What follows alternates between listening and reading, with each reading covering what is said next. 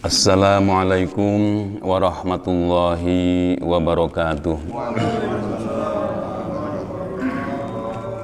Alhamdulillahi nahmaduhu wa nasta'inuhu wa nastaghfiruh wa na'udzu billahi min syururi anfusina wa min sayyiati a'malina. May yahdihillahu fala mudhillalah wa may yudlil fala hadiyalah. Ashhadu an la ilaha illallah wahdahu la syarikalah wa ashhadu anna Muhammadan abduhu wa rasuluh la nabiyya ba'da. Allahumma salli wa sallim ala sayyidina wa maulana Muhammad wa ala alihi wa ashabihi wa man tabi'ahum bi ihsanin ila yaumil qiyamah.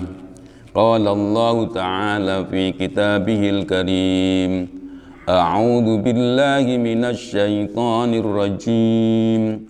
Bismillahirrahmanirrahim.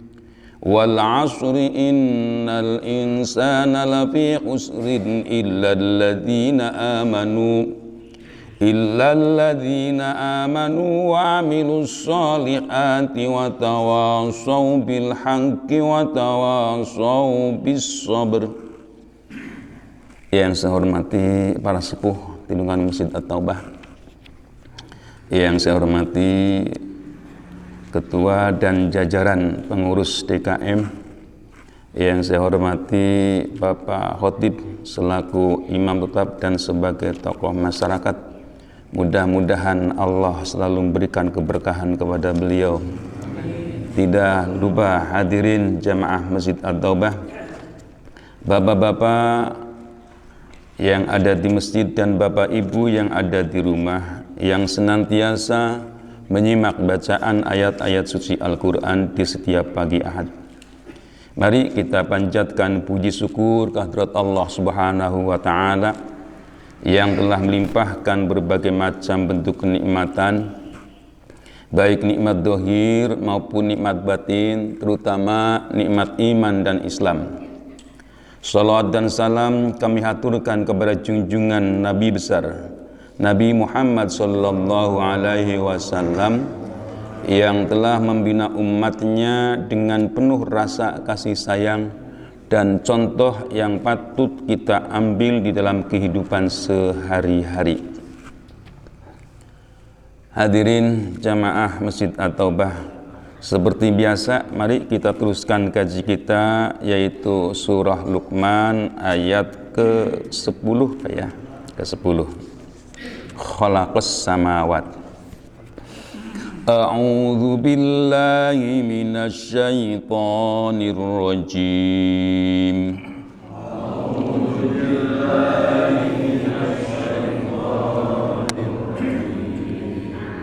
Bismillahirrahmanirrahim.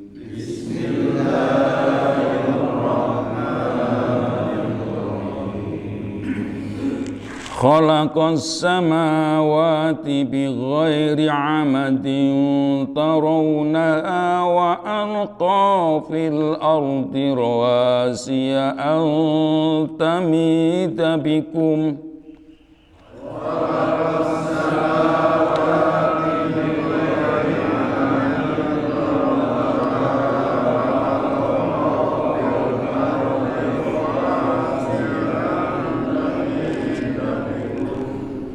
أن تميد بكم وبث فيها من كل دابة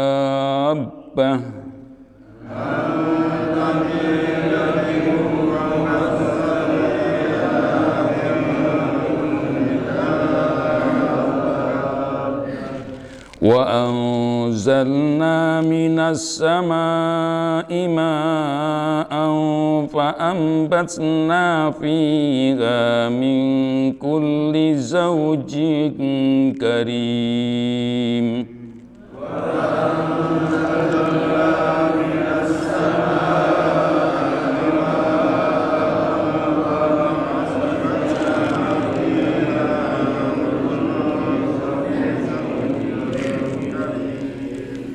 Hadza khalqullahi fa'aruni madza khalaqal ladzina min dunihi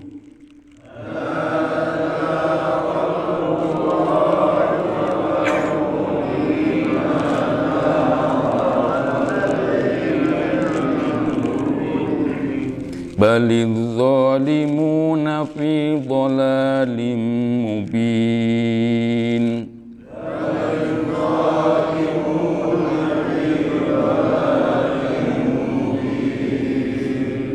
Walaqad atayna Luqmanal hikmata an ishkur lillah.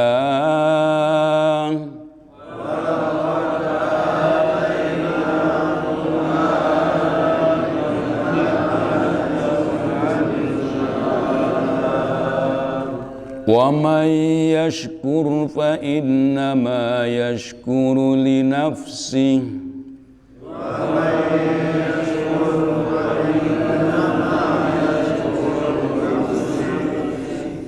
wa man kafara fa inna Allaha ghaniyyun hamid.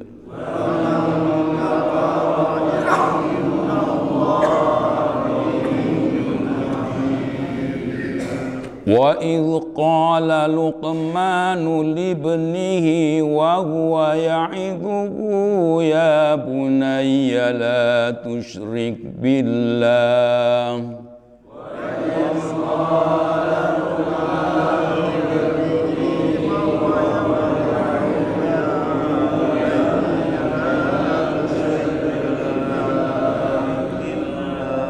Inna syirka la dhulmun azim.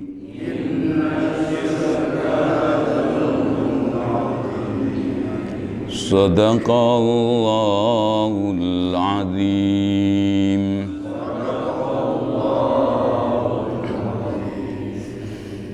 Ya, kalau kita perhatikan ayat-ayat yang sebelumnya itu ada beberapa ayat yang menunjukkan, memperingatkan kepada kita.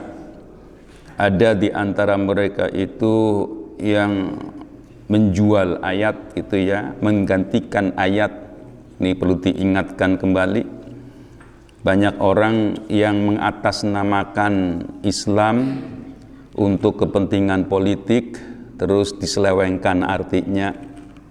Ada juga orang mengatasnamakan Al-Quran, hadis, terus untuk mencari keuntungan dalam bentuk pengobatan-pengobatan. Ini banyak bentuknya. Ya, ternyata di YouTube itu demi konten untuk membohongi, membodohi masyarakat. Ini banyak sekali. Dan itulah cermin umat Islam. Umat Islam di Indonesia khususnya itu mudah dibohongi. Ya, jadi kayak umpamanya orang kayak pengobatan gitu Pak ya. Ternyata banyak bentuk-bentuk pengobatan yang kelihatannya menjadikan ta'ajub, taunya dusta. Dan anehnya pengikutnya banyak gitu ya. Banyak, bukan hanya yang melaik gitu ya. Jadi kayak terorganisir gitu. Yang nggak ada dalam Islam itu pengobatan pakai keris, nggak ada. Pakai cincin nggak ada. Pakainya doa. Paling pakai pengusapan. Paling pakai ditiup. Nah, paling itu. Nggak ada istilah pakai perantara benda-benda, itu nggak ada. Ya, apalagi wafak gitu kan ya. Terus ditambah lagi bentuk-bentuk tulisan Arab yang dibalik-balik gitu. Itu nggak ada dalam Islam. Ya itulah keadaan di kita. Jadi kita memperhatikan wala tastaru bi ayati samanan qalila, itu bisa juga menjual pemahaman. Ya, menjual pemahaman demi demi memperoleh kedudukan. Ini jelas itu juga menjual ayat. Terus ada orang yang berdagang terus memakai ayat ataupun hadis. Ini juga menjual ayat. Ya, jadi ini yang jelas-jelas menyimpangkan. Ini kebetulan Muharram tanggal berapa, Pak? 9 ya? Udah, ya. Ini sebenarnya di bulan Muharram itu banyak kejadian ya Pak ya.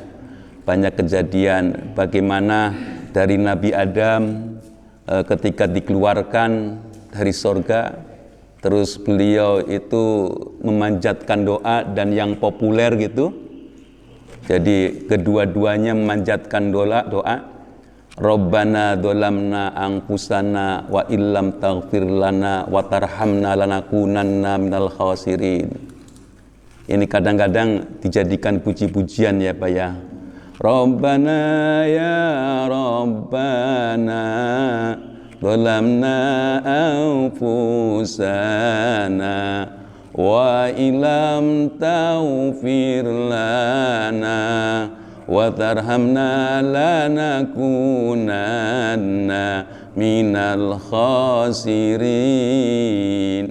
Kadang-kadang diterjemahkan dalam bahasa masing-masing ya Pak ya. Duh pangeran kulo orang Jawa Pak ya, sini pakai kulo. Duh pangeran ingsun dan seterusnya. Nah ini biasanya diterjemahkan. Nah jadi untuk mengingatkan, ini penting, ini doa dari Nabi Adam ya, ketika beliau itu dikeluarkan dari sorga. Jadi penuh dengan penyesalan karena dilarang mendekati buah sajarah ya. Sajarah, di sana ada sajarah, ada pepohonan, tidak boleh dekati, malah digoda oleh iblis. Begitu juga Nabi Nuh. Nabi Nuh itu umurnya cukup panjang ya Pak ya. Kalau dalam kebiasaan kita istilahnya 1000 tahun. Ya kisaran 900 sekian, 950 tahunan lah. Nah itu umur Nabi Nuh. Dan pernah terjadi bencana yang cukup panjang juga Pak. Cukup panjang sampai 40 tahun. Ya jadi ketika itu orang itu baru meminta kepada Nabi Nuh agar mereka itu diberikan hujan. Dan banyak hewan-hewan yang mati, tumbuhan yang mati, dan bahkan orang tidak punya anak gitu. Nah ini sampai 40 tahun, panjang sekali. Oleh karena itu ketika mereka meminta kepada Nabi Nuh, nah disinilah ada pernyataan dari Nabi Nuh, Fakultus taghfiru rabbakum innahu kana ghaffara yursilis samaa alaikum idrara wa yumdidkum bi amwali wa banin wa yaj'al lakum jannati wa yaj'al lakum anhara. Jadi kuncinya itu disuruh istighfar. Jadi disuruh minta ampun kepada Allah. Nah ketika itulah setelah mereka itu meminta ampun, maka diturunkanlah air dari langit dengan kucuran yang deras dan menjadikan di sana itu bermunculan tumbuhan dan menjadikan wilayah yang dulunya gersang menjadi subur, menjadi berkebun-kebun. Nah ini Nabi Nuh alaihi salam.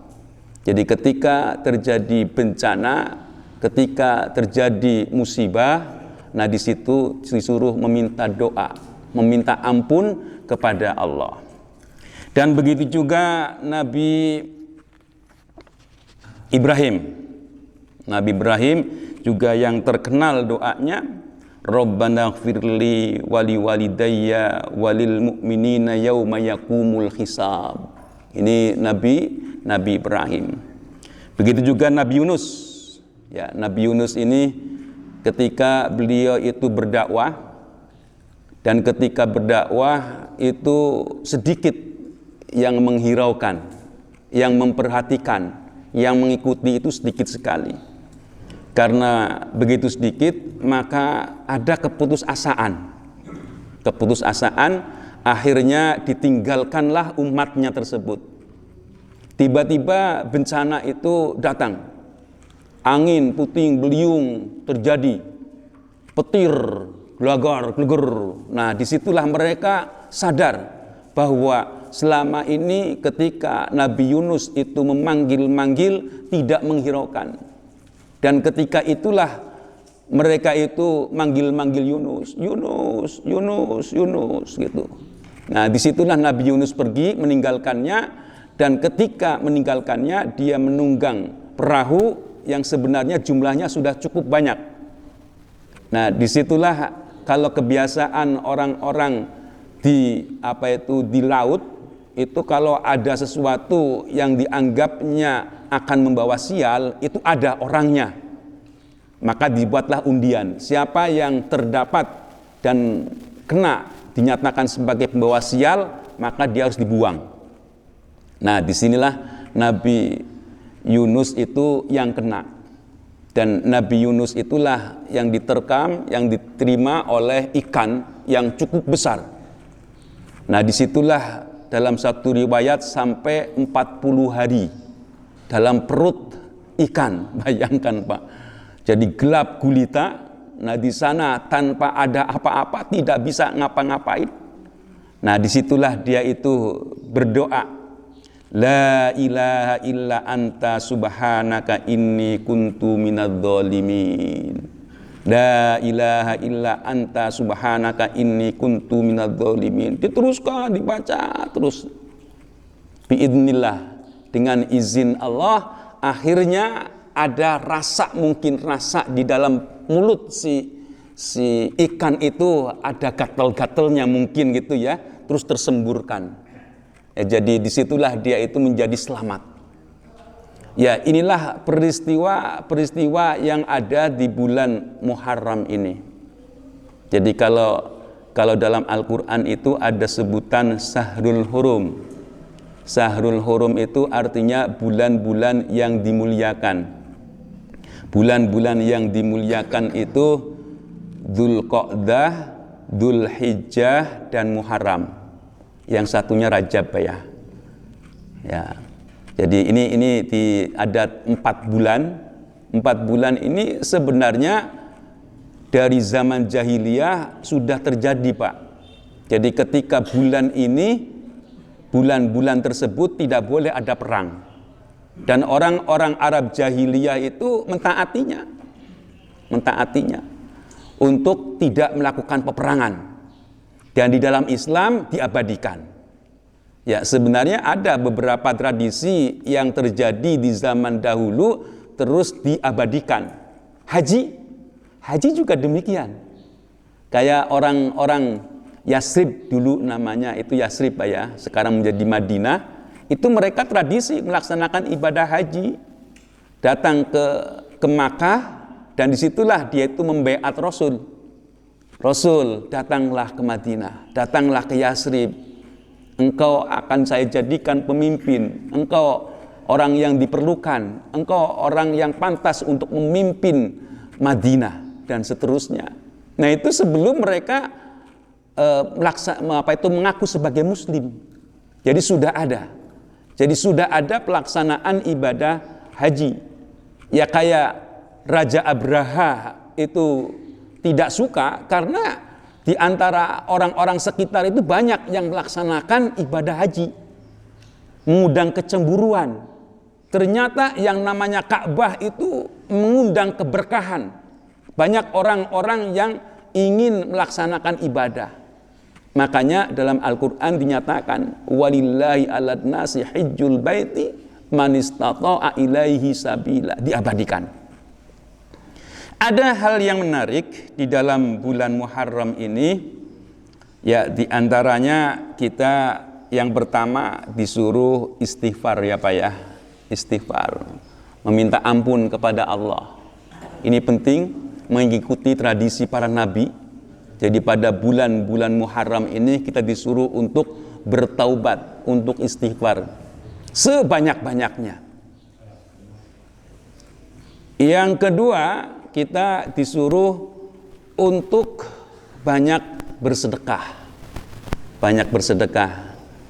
Ini ya Walaupun dulu tidak ada istilah lebaran anak yatim, sekarang di Indonesia itu banyak, ya nggak ada salahnya kita menyantuni anak yatim, baik itu secara mandiri ataupun di manage gitu ya, diatur oleh DKM gitu umpamanya, dipungut kepada orang-orang yang punya, terus disantunilah anak-anak yatim, dielus kepalanya. Nah itu tanda rasa kasih sayang, boleh aja. Jangan kayak orang-orang yang tidak pernah ngasih tapi suka mencibir. Itu ngasih 10.000 aja pegang kepala orang. Itu yang tidak benar ya Pak ya. Jadi simbol mengusap kepala itu sebagai simbol rasa kasih sayang. Ya, jadi memberi itu juga merasakan, oh kamu anak yatim, nggak ada bapak, nggak ada ibu, siapa yang menjadi sandaran? Nah ini yang harus dipelajari. Bersyukurlah orang-orang yang mempunyai ayah dan ibu itu lengkap, itu bersyukur karena ada sandaran, ada sesuatu yang pantas dipintanya. Yang ketiga, disuruh berpuasa Pak. Ada yang menyatakan dari awal, dan karena ada hadis Nabi Muhammad itu banyak puasa setelah Ramadan, yaitu bulan Muharram. Ya boleh silahkan ya Pak ya mau puasa. Ada yang bulan puasa di bulan yang sangat dianjurkan, yaitu pada hari ke-10 Asyura. Ya jadi Asrun itu kan dari 10 Asrun. Nah ini periwayatannya begini. Ketika Nabi Muhammad berada di Madinah, orang-orang Yahudi itu pada bulan ini, pada tanggal ke-10 mereka berpuasa. Terus Nabi bertanya, ada apa gerangan pada puasa? Nah di antara sahabat itu ada yang bertanya kepada orang Yahudi, kenapa engkau berpuasa? Ini karena ada kejadian bagaimana Nabi Musa itu dikejar-kejar Fir'aun dan Allah selamatkan gitu dari kejaran Fir'aun. Dan Fir'aun tidak hanya dikalahkan, ya, tapi Fir'aun juga dijeburkan di lautan. Yang akhirnya dinyatakan oleh Allah, wa nunajjika bibadanika, aku selamatkan badanmu. Artinya sebagai bukti, ini loh orang yang pembangkang, ini loh orang yang mengaku Tuhan, buktinya seperti ini adanya. Itulah kuasa Allah. Jadi kita kata Rasul karena mendengar dari cerita sahabat, maka beliau menyatakan aku lebih utama untuk berpuasa. Tapi ada anjuran dari Rasul itu dari tanggal 9, 10, 11 ya Pak ya. Jadi 3 hari kalau mau berpuasa. Ya kalau besok masih ada ya Pak ya kalau gitu ya. 10 ya bolehlah mau berpuasa, 10, 11 boleh puasa. Nah itulah yang dianjurkan, yang sebenarnya dari 9, 10, 11. Nah itu pada bulan Muharram. Ya ini kan sunnah ya Pak ya. Yang berkesempatan silahkan, yang enggak ya nggak apa-apa. Tapi itulah ada keutamaan di bulan Muharram ini. Ya banyak pembelajaran di dalam bulan Muharram ini. Kejadian-kejadian itu terjadi pada bulan-bulan Muharram. Ya itu sekedarnya ya Pak ya. Kita teruskan. Khalaqas samawati bighairi amadin tarawunaha wa alqa fil ardi rawasiya an tamida bikum wa batha fiha min kulli dabbah wa anzalna minas samaa'i ma'an fa ambatna fiha min kulli zawjin karim. Khalaqas samawat, yang menciptakan langit bi ghairi amadin tarawunaha, tanpa adanya tiang. Engkau melihatnya, tarawunaha, wa alqa fil ardi rawasiya an tamida bikum. Dan Allah menaruh gunung-gunung itu diperpanjang. Kalau di dalam terjemahan itu diartikan agar tidak bisa goyang gitu ya. Jadi dipanjangkan kan jadi kuat. Nah itulah gunung-gunung yang ada itu dipanjangkan. Jadi memanjang, ya di samping ditancapkan memanjang. Nah disitulah sehingga tidak goyang-goyang. Wa bassa fiha min kulli dabbah. Dan di situ juga Allah turunkan segala tumbuh-tumbuhan. Ya, tumbuh-tumbuhan itu tumbuh di mana-mana. Wa anzalna minas sama'. Ya, dabbah itu yang apa itu yang merambat Pak ya. Yang apa kayak ular, kayak nah itu terjadi ada beberapa hewan-hewan yang ada. Wa anzalna minas sama'i ma'an, dan Allah turunkan air dari langit. Fa ambatsna fiha min kulli zaujin karim, dan tumbuhlah berbagai macam bentuk tanaman. Ya, jadi inilah Allah turunkan air itu ada maksudnya. Yaitu agar hewan-hewan yang melata itu bisa hidup. Nah, kalau sekarang itu sudah banyak pencinta lingkungan ya Pak ya, termasuk hewan-hewan. Kalau sekarang itu kalau ada sekiranya hewan yang membahayakan bagi kita, itu tidak boleh dibunuh ya Pak ya, suruh diambil, diamankan. Ya karena semua ciptaan Allah itu membuat keseimbangan. Ya kalau tidak ada ular, tikus banyak Pak. Ya kan? Ya dulu kalau dulu sebagai petani kadang-kadang ada ular itu dibunuh ataupun yang menjadikan ular tiada, maka tikus itu ada di mana-mana. Nah ini, ya jadi penting, ular juga penting untuk memangsa sebangsa tikus yang menjadi hama. Nah ini penting. Jadi memang Allah menciptakan segala sesuatu itu penuh dengan keseimbangan, bukannya sia-sia. Makanya ayat Allah menyatakan wa ma khalaqtu hadza batila. Ya tidak ada yang sia-sia. Semuanya itu bermanfaat. Ya nanti kalau kita lihat ayat yang lain, innallaha la yastahyi ayyadriba masalam ma ba'udatan fama fauqaha. Ya Allah tidak akan malu menciptakan segala sesuatu yang kecil dan lebih kecil dari itu. Bagi orang yang beriman itu akan menambah keimanannya. Bagi orang kafir itu akan menambah kekufurannya.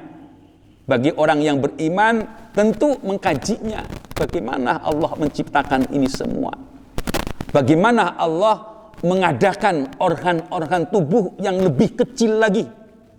Ya seperti manusia bisa bernapas, dia juga bisa bernapas. Seperti manusia memakan sesuatu, dia juga makan. Di dalamnya ada pencernaan yang lebih kecil lagi. Itulah kuasa Allah. Itu bagi orang yang beriman akan bertambah keimanannya. Kalau bagi orang kafir itu akan bertambah kufurnya. Apa maksudnya Allah menciptakan yang kecil-kecil dan seterusnya? Kalau orang beriman yang mempunyai jiwa entrepreneur gitu ya Pak ya, kewirausahaan, dia akan membuat perusahaan yang lebih besar. Ya kayak umpamanya nyamuk ya Pak ya, maka dia pun bisa membuat obat nyamuk gitu ya. Nah ini menjadi menghidupi banyak orang. Ya itulah manfaatnya, mengkaji, melihat, memahami, dan bagaimana antinya. Nah itu memberikan kehidupan kita yang lebih baik. Ya, jadi itulah Allah menciptakan langit itu tanpa adanya tiang. Ini kan ditiru oleh Fir'aun ya. Fir'aun itu ketika anaknya dipelihara, diasuh oleh Masito, nah ketika itulah sisir yang jatuh, itu terus dia bilang innalillah, kita itu milik Allah dan kita ini akan kembali kepadanya. Terus kata si anaknya, adakah Tuhan selain ayahku? Iya ada, yaitu Tuhan yang menciptakan kamu, yang menciptakan bapakmu juga. Karena seperti itu maka dia pun lapor, saya laporkan kepada ayahnya, silahkan. Nah inilah Pak, kalau orang beriman, yang benar-benar beriman itu tidak akan takut kepada siapapun, walaupun dia segagah apa, seperkasa apa, sedzolim apa, dia tidak akan bakalan takut karena ada Allah. Nah, disitulah dia sehingga ketika dia itu menyangkal, kamu tidak percaya bahwa aku ini adalah Tuhan. Iya, karena Tuhan adalah yang menciptakan langit, bumi, dan seisinya. Oh, saya bisa buat langit, dan seterusnya. Dikumpulkanlah emas, perak, terus ditempa, terus dipasang di depan istana, gitu kan. Tuh, langitnya lebih indah, gitu. Terus diketawakan oleh Mas Sito, ada tiangnya, bilang begitu. Coba bayangkan, seorang yang mengaku sebagai Tuhan, terus anggap itulah karena keangkuhannya, maka dilecehkan. Bukan melecehkan, menghinakan, tapi itu kenyataan. Bahwa dia itu mengaku bukan pada tempatnya. Tambah marah, tambah dahsyat. Maka dia pun membuat bejana, ya. Di sana itu bejana yang besar dan di dalamnya ada timah. Nah, disitulah dia menyatakan, itu ada neraka buat kamu. Gak masalah. Nah, ketika itu juga dia itu disuruh untuk menjebur di dalamnya. Dan tidak hanya dia, anak-anaknya juga disuruh menjeburnya. Karena dasar akidah yang kuat, maka dia laksanakan. Bahkan ketika dia itu akan menjebur, menengok kepada tangannya, karena dia mengais anaknya yang masih kecil, dia tidak tega. Maka dia berkata, laksanakan bunda. Di sana bukan neraka, di sana surga, di sana nikmat, di sana lebih indah daripada dunia yang ada di yang sekarang ini. Nah ini, makanya ketika Rasul itu Isra, itu kan ketika beliau itu melewati di atasnya, maka tercium aroma yang harum. Nah ketika itulah Nabi Muhammad bertanya, hai Jibril, ada apa gerangan ini? Ini aroma Masitoh yang dijeburkan dalam bejana yang dibuat oleh si Fir'aun. Harumnya itu sepanjang masa. Nah inilah orang yang beriman, orang yang bertakwa, hanya takut kepada Allah, maka diabadikan. Keharumannya itu bisa dinikmati oleh orang-orang yang panjang. Nah ini, ya. Jadi inilah Allah ciptakan itu tanpa adanya tiang. Begitu juga adanya gunung-gunung. Gunung-gunung sebagai pemancang, gunung-gunung untuk memperkuat bumi. Ini sering saya sampaikan. Jadi ketika Allah menciptakan bumi, nah ketika itulah gonjang-ganjing yang dahsyat, kemudian Allah tancapkan gunung. Ternyata muatan yang gunung itu tidak seperti bumi, Pak. Jadi muatannya itu ya kuat, kayak cadas gitu, Pak. Karena itu merupakan semburan dari lava yang ada di dalam perut bumi, menyemburkan sehingga menjadi keras. Sehingga kalau diumpamakan itu ya paku bumi, Pak. Paku bumi itu yang menjadi pengencang, menjadikan kuat sehingga bumi ini tidak gonjang-ganjing. Nah, itulah Allah nyatakan paku bumi itulah gunung-gunung. Ya, jadi gunung itu sebagai perkuat. Makanya ketika itulah malaikat bertanya, adakah yang lebih kuat dari gunung? Kata Allah ada, yaitu ada lempengan-lempengan yang ada di dalam perut bumi. Dan ternyata benar adanya bahwa bumi itu ketika terjadi suatu bencana di suatu negara, nanti ada yang mempunyai kesamaan. Yang umpamanya kayak di ujung kulon dengan di Australia. Nah itu ada hubungannya. Jadi ada getaran-getaran. Nah disitulah bahwa di situ ada lempengan-lempengan. Terus kata malaikat, adakah yang lebih kuat dari itu? Kata Allah, ada. Yaitu ketulusan manusia. Jadi ketulusan manusia inilah yang memperkuat dunia. Jadi orang-orang yang tulus itu kan tidak ada pamrih, tidak ada keinginan-keinginan, hanya karena Allah, itulah yang menjadi kokoh. Ya kalau orang-orang tulus itu kan kadang-kadang dia itu mohon maaf Pak ya, mohon maaf, orang tulus itu ya diumpamakan kayak orang bodoh Pak. Ya karena apa adanya.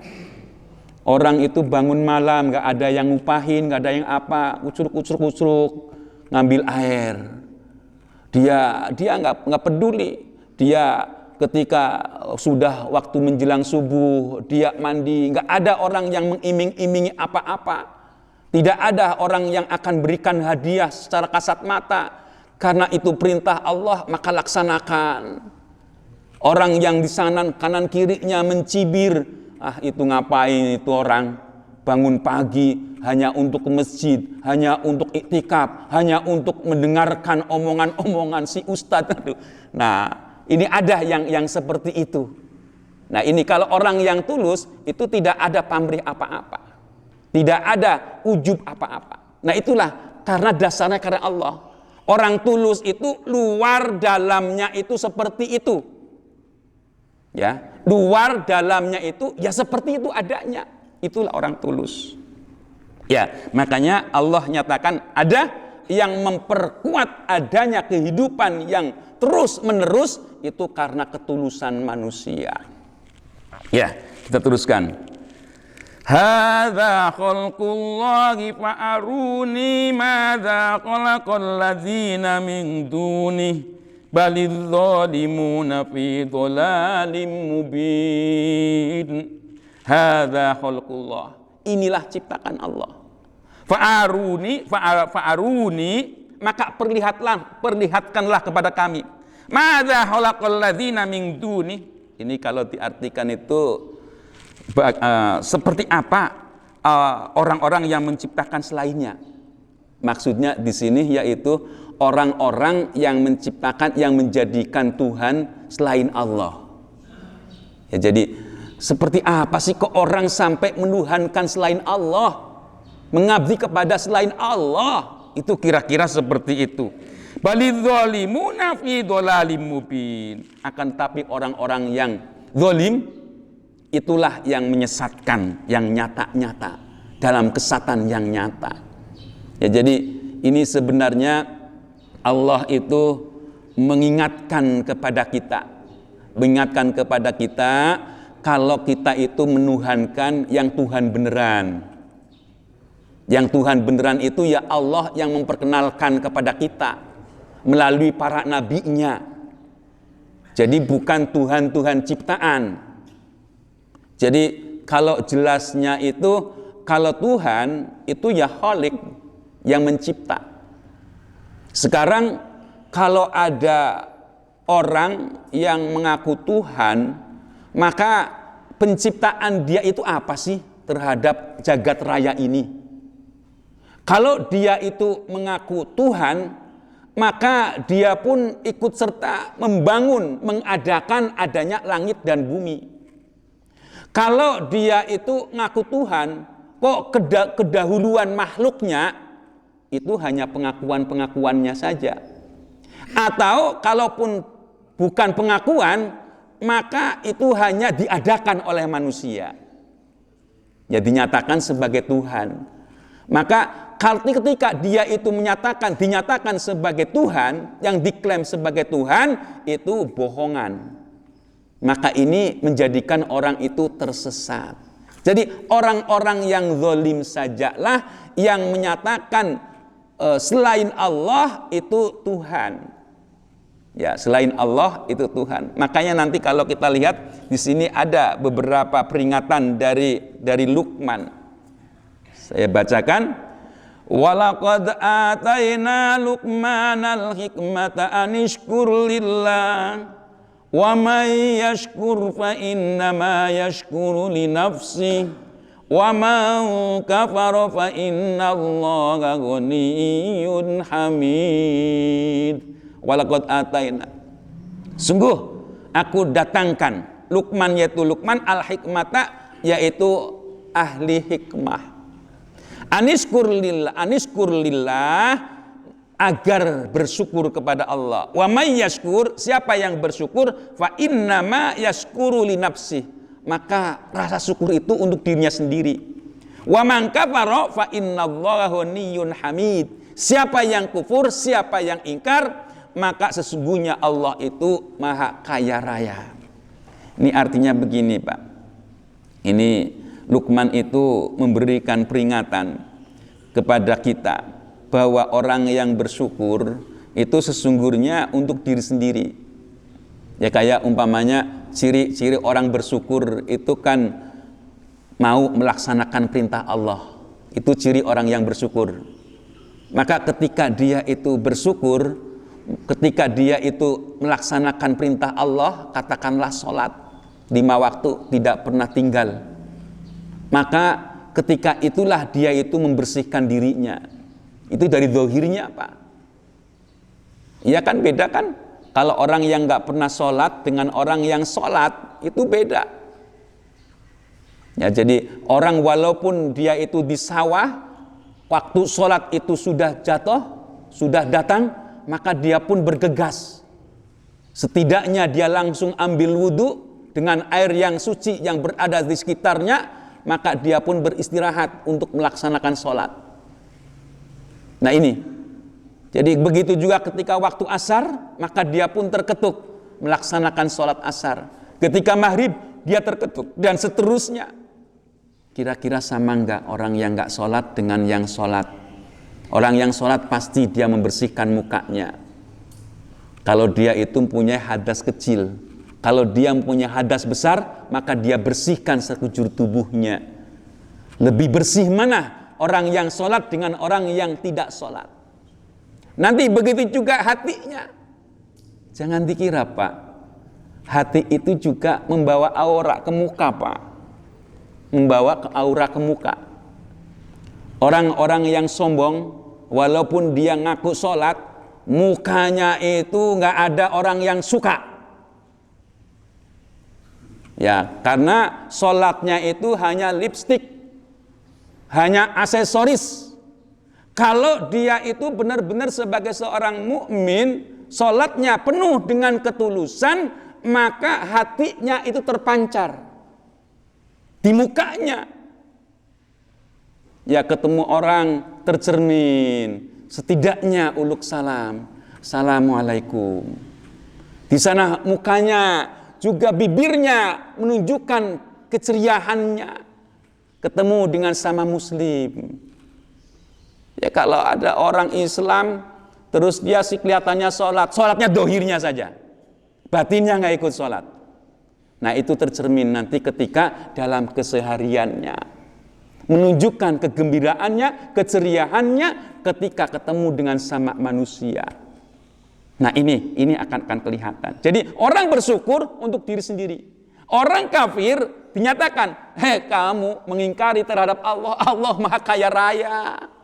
Nggak ada apa-apanya kita ini. Kita ini bersandar.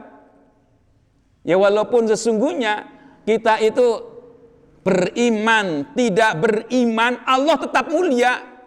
Allah tetap pencipta. Allah tetap Tuhan. Tidak akan berubah dengan banyaknya orang yang menyembah, dengan kurangnya orang yang tidak menyembah. Nggak ada. Tetap Allah itu Jalla Jalaluh. Allah itu tetap mulia, tetap maha tinggi. Nah itulah Allah. Makanya wa man kafara fa innallaha ghaniyun hamid. Bahwa sungguhnya Allah itu tetap kaya raya dan yang berhak dipuji. Wa idh qala Luqmanu libnihi wa huwa ya'iduhu ya bunayya la tusyrik billah inna syirka la dzulmun adzim. Wa idh qala, dan ketika berkata, siapa yang berkata? Luqman. Kalau ada fiil, ada fa'ilnya. Libnihi, kepada anaknya, wa huwa ya'iduhu, dan dia itu memberikan nasihat. Ya bunayya, hai anakku, la tusyrik billah, jangan engkau berbuat syirik terhadap Allah. Inna syirka la dzulmun adzim, bahwa sungguhnya perbuatan syirik kezaliman yang besar. Ya, inilah nasihat dari seorang Luqman. Makanya Luqman itu bukan seorang nabi, bukan. Beliau itu adalah orang yang diberikan hikmah. Hikmah itu artinya diberikan pemahaman yang benar, Pak. Memahami agama sesuai dengan yang diturunkan oleh Allah.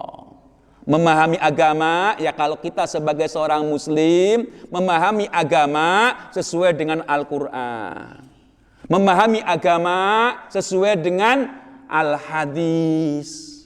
Nah, itulah yang orang yang memperoleh hikmah. Ya, jadi inilah orang-orang yang memperoleh hikmah itu seperti itu adanya. Wa wassaynal insana biwalidayhi wallahu a'lamu bissawab. Itulah yang dapat saya sampaikan di pagi hari ini. Sudah barang tentu yang benar datang dari Allah, yang salah dari saya semata.